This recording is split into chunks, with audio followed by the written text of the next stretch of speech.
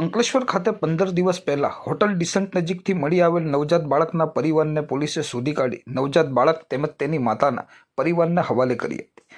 ગત તારીખ 24 માર્ચના રોજ અંકલેશ્વર હોટલ ડિસન્ટ નજીકથી એક નવજાત શિશુ મળી આવ્યું હતું. આશરે 3 થી 4 દિવસની ઉંમરનો નવજાત બાળક મળી આવતા પોલીસને જાણ થતાં પોલીસ બાળકને તાત્કાલિક સારવાર અર્થે ખસેડી નજીકના સીસીટીવી ફૂટેજના આધારે તેની માતાની શોધખોળ આરંભી હતી. જેમાં સીસીટીવી ફૂટેજના આધારે પોલીસે તેની માતાને શોધી કાઢી હતી. પરંતુ તેની માતા માનસિક રીતે સ્વસ્થ ન જણાતા તેમને સખી વન સેન્ટર હોમ ખસેડવામાં આવી હતી, જ્યાં તેમને સારવાર અપાયા બાદ સુરતની માનવ સેવા ચેરિટેબલ ટ્રસ્ટ ખાતે ખસેડવામાં આવી હતી. મહિલાએ આપેલ માહિતીના આધારે મધ્યપ્રદેશ ખાતે તેના પરિવારને શોધી કાઢવામાં આવ્યો હતો અને અંતે પોલીસે તેના પરિવારજનોને અંકલેશ્વરની જનસેવા પ્રભુ સેવા ચેરિટેબલ ટ્રસ્ટ સંસ્થાના સહયોગથી અંકલેશ્વર ખાતે બોલાવી પ્રાથમિક દ્રષ્ટિએ માનસિક રીતે અસ્વસ્થ જણાતી તેની માતા અને નવજાત શિશુને તેના પિતા અને પતિના હવાલે કરી હતી.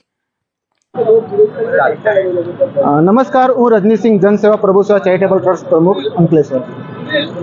અંકલેશ્વર ડિસન્ટ હોટલ પાસે જે તારીખ 24/3/2024ના રોજ જે એક બાળક અંકલેશ્વર બી ડિવિઝન પોલીસ સ્ટાફને મળેલ આવેલ અને અંકલેશ્વર બી ડિવિઝન સ્ટાફે જ્યારે સીસીટીવી કેમેરા ચેક કરેલ તેમાં મારી બાજુમાં જે બેન ઊભા છે તેમની માં છે અને એમને ટૂંક જ સમયમાં શોધી કાઢેલ. ત્યારબાદ આ બેનને બી ડિવિઝન સ્ટાફે ભરૂચ ખાતે આવેલી સખી વન સેન્ટર હોમમાં આ બેનને રાખવામાં આવેલ.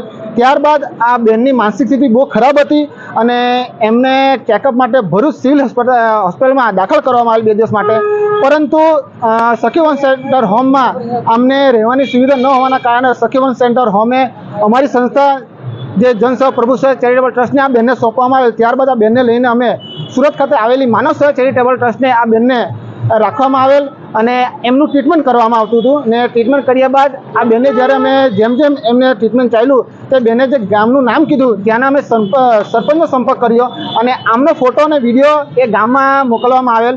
ત્યાંના સરપંચે કીધું કે હા, એ બેન અમારા ત્યાંના છે. ત્યારબાદ મારા બાજુમાં ઉભેલા આ બેનના પપ્પા છે, એમણે પપ્પાએ કીધું કે હા, મારી દીકરી છે અને એ ઈંટના ભઠ્ઠી પર કામ કરતા હતા. ત્યારબાદ આજ રોજ એમના પરિવારને મહારાષ્ટ્રથી અહીંયા બોલાવીને ને બી ડિવિઝન સ્ટાફના માધ્યમથી અને એમના બેનને એમના ફાધરને સોંપવામાં આવી રહ્યું છે અને એમના પતિનો બી કોન્ટેક્ટ થઈ ગયો છે. એમના પતિ પણ અહીંયા હાજર છે એમને લેવા માટે અને કોઈ કારણસર આ બેન એમનું માનસિક સંતુલન ખોઈ ગયું હતું, જેના કારણે એ ત્યાંથી અહીં આવીને અને એ છોકરાને મૂકી ગયા હતા. એમને કશું જ ભાન નથી, ટ્રીટમેન્ટની અંદર છે. પરંતુ બી ડિવિઝન સ્ટાફનું ખૂબ પ્રસન્ન કાર્ય છે કે ટૂંક જ સમયમાં એ બચ્ચુને અંકલેશ્વરમાં આવેલી એક પ્રાઇવેટ હોસ્પિટલ જે મમતા હોસ્પિટલમાં રાખેલ છે અને મમતા હોસ્પિટલના ડૉક્ટર નીરજ સાહેબનો બી ખૂબ ખૂબ આભાર વ્યક્ત કરું છું અમારા તરફથી આખા અંકલેશ્વર વતી કે તેઓ આટલા દિવસ નિસ્વાર્થ ભાવે એ છોકરાને ટ્રીટમેન્ટ કર્યું છે. બી ડિવિઝન સ્ટાફનો પણ ખૂબ ખૂબ આભાર કે એના સ્ટાફે પણ આ બહેનને અને જે શોધીને તાત્કાલિક સખી વન સેન્ટર હોમ મૂકવામાં આવ્યું અને જે પણ લીગલ પ્રોસેસ કરીને આજે આ બી ડિવિઝન સ્ટાફ અને જનસેવા પ્રભુ સેવા ચેરિટેબલ ટ્રસ્ટ એ પરિવાર મિલાપ કરાવી રહ્યું છે. नवल सिंह। क्या घटना घटी थी? क्या ये घटना समझ लो इधर अपने सूरत के अंदर ये आए ईंट गिराने के वास्ते अपने एमपी से आने के बावजूद में इधर क्या घटना हुई है हमको मालूम नहीं है, लेकिन ये लड़की समझ लो जिसे इसका दिमाग में कुछ भी हुआ फिर ये लड़की इधर भटक गई समझ लो. ये जन सेवक अपने समझ लो वन सेवक वाला ने अपन हाँ आश्रम वो आश्रम में अपन को अपना सरपंच को फिर बाद में ये फोन व्हाट्सएप ये दिया.